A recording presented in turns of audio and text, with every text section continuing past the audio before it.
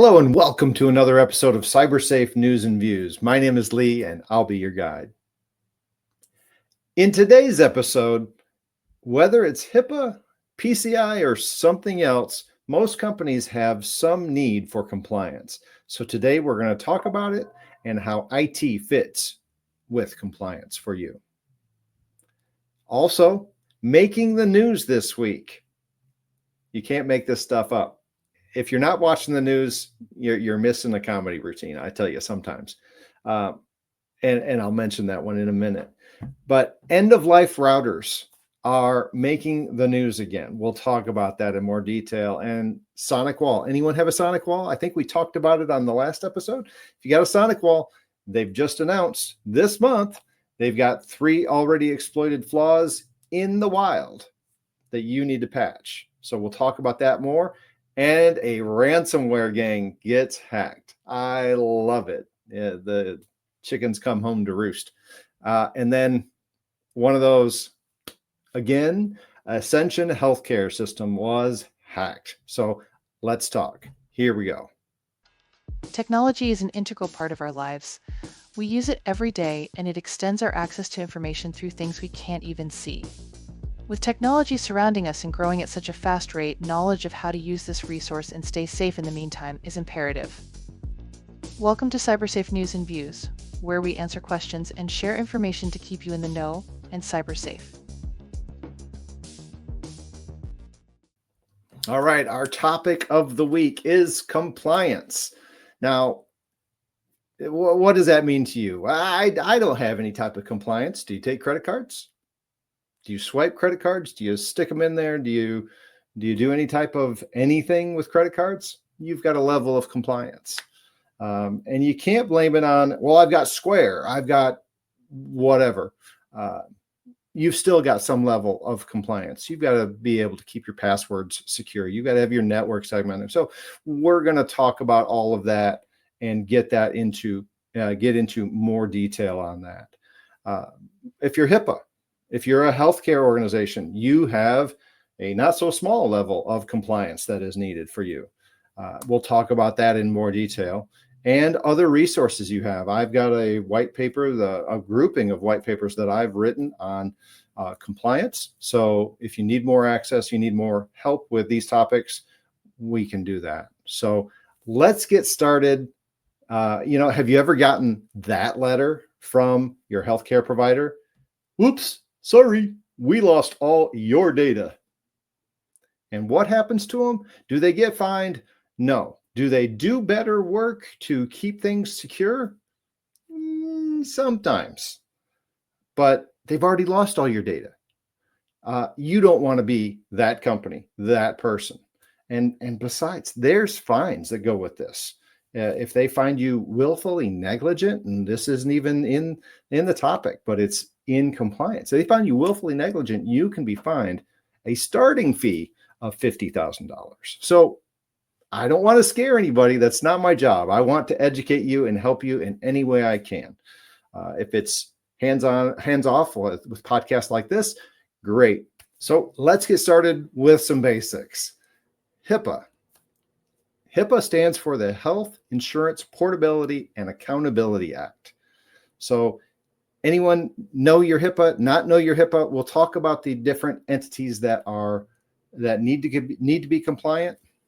But if you handle patient names, diagnosis, insurance forms, or any of that protected health information, this law, and it's a law that you have to conform to, applies to you or your organization. Well, if you have access to any of this data, it applies to you. So if you don't, and you get handed all the accounting records, then you might need to ask more questions. But if you have access to that healthcare information, the law applies to you. And of course, if you're a doctor, you're a dentist, anyone, therapists, billing services, and even folks like me, IT service providers. Does your IT service provider have a HIPAA manual? We do, because it's required. And I don't want to be caught with your proverbial pants down. I don't want to be caught with, well, we should have known, but we didn't, and just be the reason why your data is hacked. We've all gone into that healthcare provider's office, and they say, click, check. You got to check this box saying that you've received the data for our privacy information, right? And you never got anything. Well, it's on our website. That box says you have received it. I've walked into many places and said, I didn't receive it. I'd like a copy. And it's their obligation to provide you one. It's held up my appointment by more than a half hour before, but I'm one of those sticklers. I'm passionate about this. This is not something that's unattainable. So if you need to be compliant, this is something that is workable, doable, with, yes, some effort, but it is doable. So it's about protecting your patient data from unauthorized access. That could be internal access, maybe staff, or external data with hackers. And yes, I've seen hackers. I've traced them down to their IP address or a region in Ukraine before the war and in other parts of the world. And you have to provide security to that data. It's your obligation, making sure it's available when the patient or anyone they delegate needs, of course. So PCI, on the other hand, is the Payment Card Industry Data Security Standard. So PCI DSS.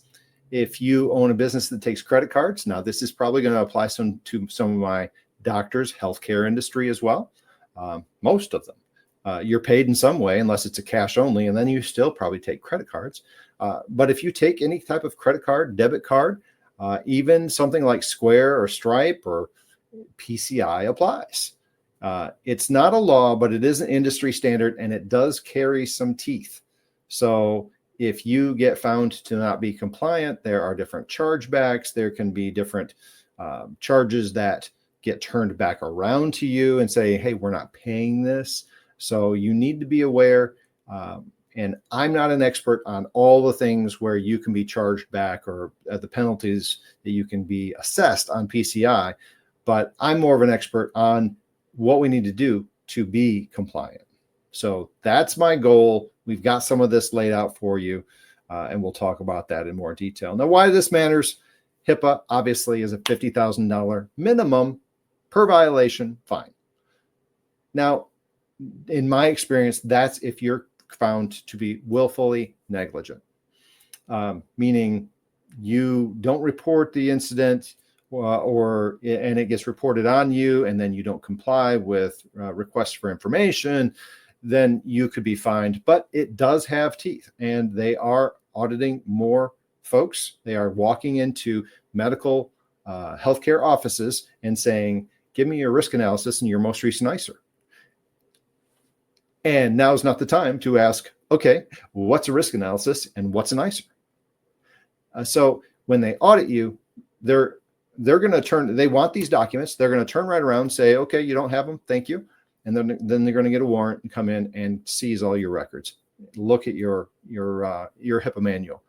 If you have to pull it off the shelf and go, and dust flies open, dust flies all over the place and you can't see anything, that's not a compliant program. I can tell you by default.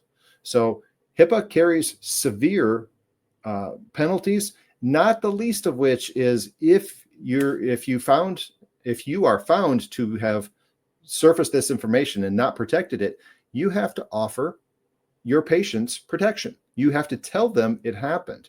You have to advertise that it happened.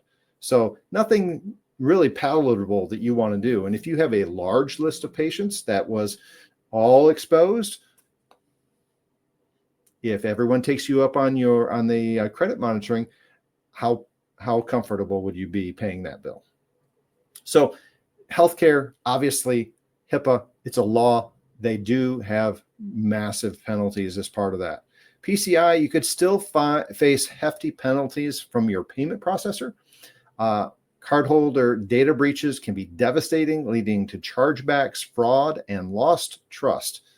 And, you don't have to be some enterprise level company You really probably just need some awareness, some policies, and common sense protections. And that's coming from a guy that will help you with this. But if you're good enough and you can learn it on your own, you have the time, great. So let's keep going.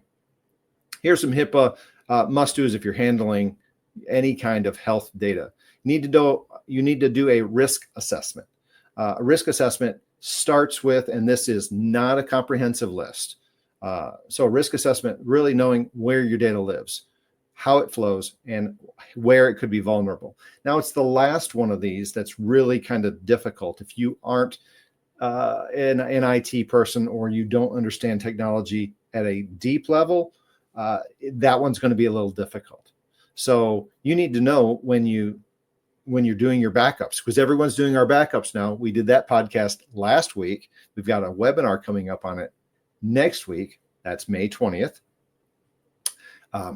You'll hear more about that later, but you're doing your backups. Where are those going? Do I need HIPAA compliance? Do I need a BAA with my business associate that has all my data? Is it being backed up offsite, onsite? How am I vulnerable? You have some needs to assess that information. Also, access controls. Only let the people access what they need. Don't share logins. This is a common, just cover my eyes, see no evil. But I see it all the time. If you are sharing logins and it's let's just say it's a healthcare provider, it's the doctor, and you have one person making your appointments, taking their vitals, taking payment, whatever, and you share a login to the computer and to the medical records, you don't know who did what. So let's not share logins. Let's limit the access to the people that need it. Let's encrypt all of your email. Now, we got another topic on this one where we can talk about this one in more detail, but if your patients don't opt in for unencrypted email, you must communicate with them encrypted. Get your devices encrypted. And if you have any mobile use, if you've got a phone that's being used in your practice, shaking the camera, sorry. If you've got a phone that's used or an iPad in your practice and it contains or has access to any EPHI, you need to encrypt that device. You need to make sure that it is limited access, what it has access to, etc. Especially if that's going to be going up to any backing up to the cloud. You don't want all your data suddenly in iCloud, suddenly in Apple's cloud, or wherever. You don't want all your data there. So be careful, be aware. You need BAAs, Business Associate Agreement. That's easy for me to say. With everyone that has access to your data. Now, we're not talking about your cleaning person that comes in, dusts your desk, takes out the trash. That's considered incidental, accidental access. They're not going to sit down to your computers. Although if they're going to clean your office after hours, which most will, you need to make sure you're locking your devices. Otherwise, the cleaner could come and sit down at your computer and access everything if you leave it logged in. So there's multiple layers here you need to really think about. But if your accountant has access to your data and your if you're a massage therapist, but they're not employed by you, and your IT company, if they don't have a BAA, give them yours to sign, and then have all that information filled out. If you want information about, hey, what's in a BAA, leave me a comment. I'll attach one that we have from one of our folks that we depend on for documentation. So make sure you get that signed and you have a standing agreement with your providers. And then employee training. Your team's both the biggest risk and your best defense. If you educate them on what you need to do, what you should do, what you shouldn't do, don't copy the entire database, go home, work on notes, one of your medical providers that's employed by you. Let's not do that. That's a risk.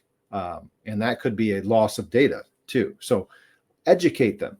As the business owner, I say this often, you are frequently the most educated person there. You need to look into this or assign someone that is dedicated to this job. All right, let's shift to PCI. You can't store credit card data. We've known this forever. No more carbon copies. And it's also unless you absolutely must. Now, when must you? I'll tell you, with QR codes that you can scan to make payments and online, subscriptions and everything else, there isn't really much of a need to do it. But if you do need to keep it, it must be encrypted and protected, a credit card information. Use compliant, let me put my teeth back in. Use compliant payment platforms, Stripe, Square, Shopify, or whatever, and make sure you are configured correctly for their platform. Now, that could mean a couple different things, but they're going to all list out what you need to do as what they will also do. If they're not compliant or you're not sure, ask them, are you PCI compliant? What part is my obligation? What part is yours? Now, the biggest thing from an IT point of view, you need to segment your network. Now, what does that mean? I don't want any other traffic going across the same network as my PCI data. No other data, not my guest network, not my corporate network for, running my business, nothing. It has its own, if it's Wi-Fi or if it's wired, its own dedicated route through the network, and it is isolated all the time. Because if you can't isolate that data, you can't keep me from snooping on it. You just can't. I can install a little snooper that has valid reasons to exist, and then I can see all your data. I can see all the credit cards, and then I can take those off, sell those online, and you'll never know it was me. So segment your network. Get all of that data onto its own network. If you aren't sure, most firewalls will do this for you. And firewalls they don't need to be a subscription model where you're paying $200, $300, $400 a month. It really can be something that you buy on Amazon. There are good quality devices out there. If you want a recommendation, leave me a comment down below. I can tell you what we use and then recommend others as well. But we buy off of different sites directly. You could buy off of Amazon, but they're $200 for the cheapest ones. They could, could you go needing a hub and a switch? And yeah, you can go all the way and they can be a lot of money. They're not necessarily needed to be. Okay. So if you aren't sure, again, leave me a comment. We'll do what we can to help you with that. Use strong passwords and multi-factor. If you are using a shared account, you can't do multi-factor. So don't use shared accounts. Use multi-factor, or you can fake the multi-factor. We say, hey, boss, send me the code. I know. And then you need to conduct annual self-assessments. Hey, are we still good? Are we still working? Are we still doing the things? Do we need to change our password again? Has, X, Y, or Z happened? And now we need to look at different solutions because something you're going to hear about later in the news, if you have a router, just a basic router that's been there for 10 years, yeah, it's end of life. Get it gone. There's lots of things like that you might need to look at because those, even technology as it ages, creates vulnerabilities for you. All right, let's wrap this up a little bit. So let me bust some myths and help you avoid some traps on this. I'm small. They won't come after me. Wrong. Nope, they will. Now, I don't know if you're meaning the compliance folks or the hackers. Both, you're not too small. You are a 0 and a 1 on someone's computer, whether that's the hackers, and they're just going to access you and they're going to try and hack you and get all your data. Or you are a 0 and 1 on a report that someone says, you know what? We found this data. They were hacked. They haven't reported it. And then you've got a compliance issue. You're not too small. These things can't happen to anyone. Small businesses, number two, sorry. I don't store data, so I don't need to worry. If it flows through your system Even temporarily, you're responsible. Now, what do I mean for that? So I hear frequently, oh, my data is all in the cloud. I've got no obligation. Wrong, wrong, wrong, wrong. If the data flows through your system just to get down to your computer so it can display to you, you have an obligation. You've got to encrypt that device. You've got to make sure the data is encrypted in transmission, which it probably is, let's be honest. But you've got to handle security on your device, because if you've got your password saved and your device isn't encrypted, your password saved in your browser, your device isn't encrypted, I can sit down to your computer, log in, access your browser, and access all your data. Boom. And that's not compliance. Number 3, our IT guy handles that. Yeah. He handles all of our compliance. Wrong. We assist. Compliance is a shared responsibility.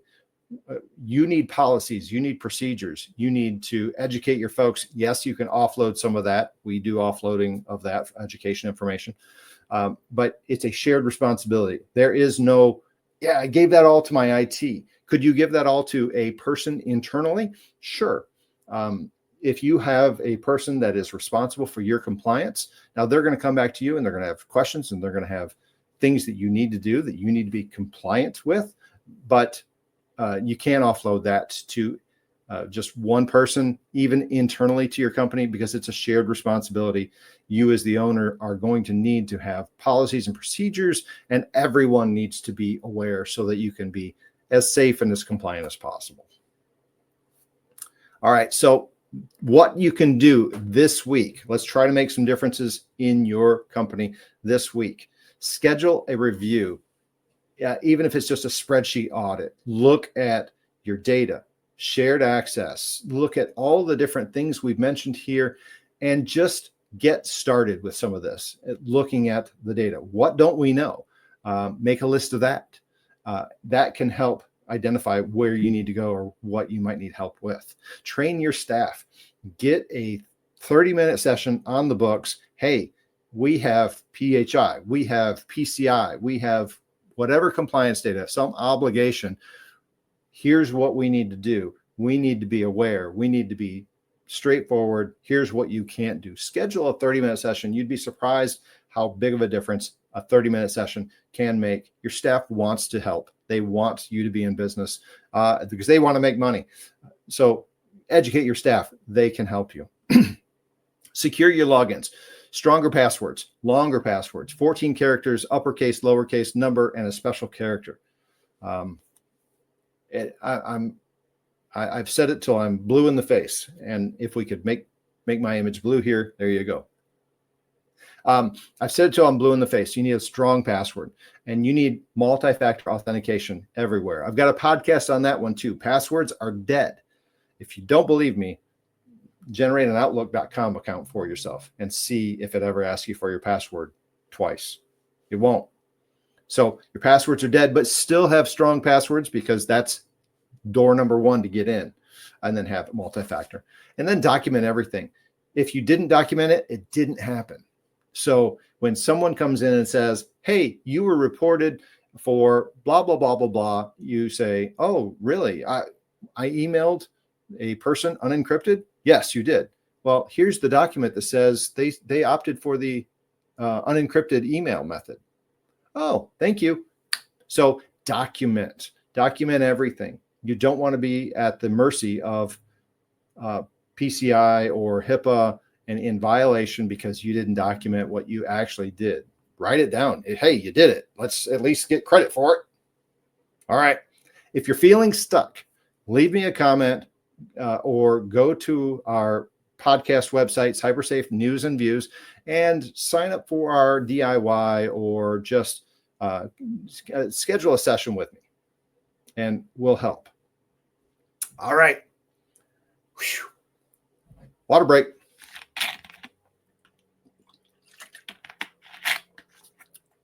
That's compliance this week. It was a lot to go over. Sorry, maybe we'll break this up into 2 episodes. End of life routers. Routers that are so old that the manufacturer no longer supports them anymore. Now, why do they do this? One, because they want you to buy a new router. Let's be honest. They want you to buy a new router. They don't want you using that 802.11n. Yes, I saw that at one of our customers. Love them to death. But yes, I said, you got to get this out of here. And if you're not aware, 802.11n, I don't know, 2000 even, 2001. It was probably out before, but we're so far beyond that. Wi-Fi 6, Wi-Fi 7 now, you need a new router. That's why they do it. It also becomes hard to support the device because the CPU gets old, it runs out of memory. They just age. Technology doesn't last forever.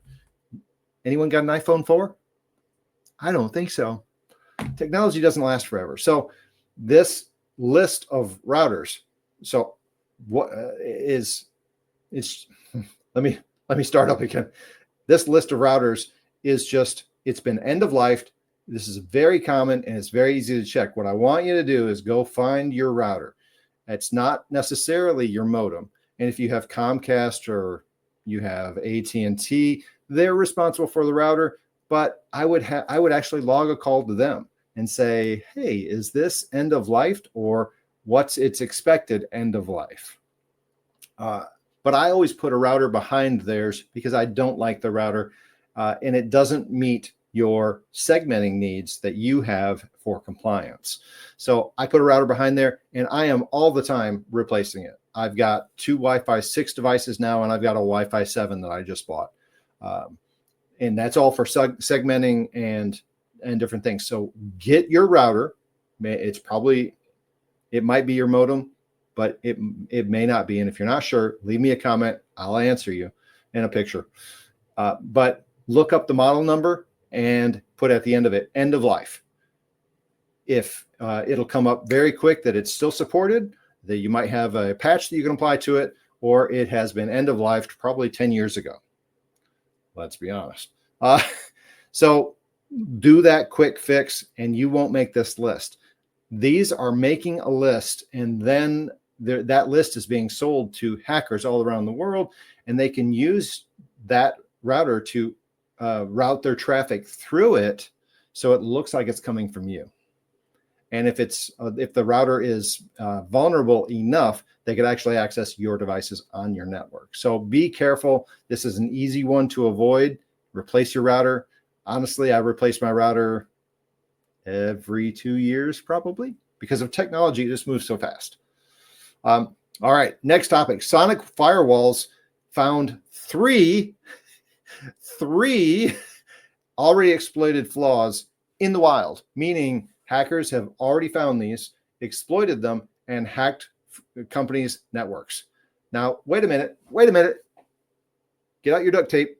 Firewalls are supposed to protect you, yes, but they don't protect you forever. Just because you have a firewall, VPN, or any extra security layer doesn't mean you're safe. You're safe. I can't talk today. You need to stay vigilant. You need to be aware of articles like this. You need to be aware of patching your devices. It's not just to set it up once and leave it. Be careful. Because something that you set up to protect you could be getting you hacked. All right, ransomware gang hacked. I love it. This couldn't be funnier. In the everyone can be a target news, ransomware gang getting hacked. Serves them right. I'm sorry. You're going to be stupid enough to have a vulnerability that you actually exploit all the time and get hacked by somebody else. And I love it. And hey, serves them right. Good for them. And then our last article, it's a painful one. I'm sorry. If you're an Ascension Healthcare System patient, they were hacked. Last count, the number was at 437,000 patient records were taken. And that number has been increasing. So I originally saw 430 and then 437. So unsure exactly how far this is going to go. And I wouldn't be completely surprised if it goes and doubles or more. So if it makes the news again, we'll cover it in a future article. But 437,000 patient records taken. Now, what they get? Well, all they got was my patient service dates, right? No, nope. They got your name, your address, your phone number, your email address, your birth date, your race, your gender, your social security number, and a partridge in a pear tree. They got everything. So, I hate this. This is not fair. This should not be. They should not. Ascension needs to protect their data, your data, better. Period. Now, if they don't know how, tell them to reach out. I'm happy to do a consult, but they're an enterprise. They are the largest healthcare system, I believe, in the U.S. as a whole. They've got lots of areas for compliance and for lack thereof. They just got to protect the data better, because it really angers me when my data is exposed, and yet they want my social security number. Why? Only to report if I don't pay my bill. So I really hate that level of neglect, because will anyone probably get penalized here or punished, fined $50,000 or more? Maybe it does happen, but too little, too late. So, sorry, that's the news for the week. Not all good news. Some of it funny, but some of it just fact of life. You don't, pardon me, you don't want to be on that list of, hey, hacked this week was Joe on the corner here, healthcare provider for the local folks. You don't want to be on that list. So that's the episode for the week, folks. If we can help you in any way, please check out our website, cybersafenewsandviews.com, and look for our show notes there. Download our ebook. We have an ebook that is very much on the compliance front here, more for HIPAA, but if you want PCI, please leave me a comment. I can give you some documentation on that. Register for our upcoming webinar on Tuesday, May 20th. May 20th, I believe it's at 1 p.m. Eastern. We will do a deep dive into backups, handling your Q&A as well. So what do you need to know? What do you need to do? What are your best practices from an IT point of view? I don't care if you use my service or not, but sign up for that webinar. We'll answer any question you have. And then also sign up if you're more of a DIY, hey, I want to get my hands dirty, I want to do this, I want to save money. Got a DIY cybersecurity subscription called Tech Notes, where monthly I submit an article to you that's generally 2 pages, walking you through a topic like backups, like PCs, like compliance in general. So sign up for that. You'll get a subscription every month, $18.95. Come on, dirt cheap. And you can get that, do it yourself, sign up for the webinar and ask questions on the topic. So if you have any comments or questions, like I said, please leave us a comment below, like the video, and share with your friends, so we can get more subscribers and we can keep more people safe. Until next time, stay cyber safe. Thanks.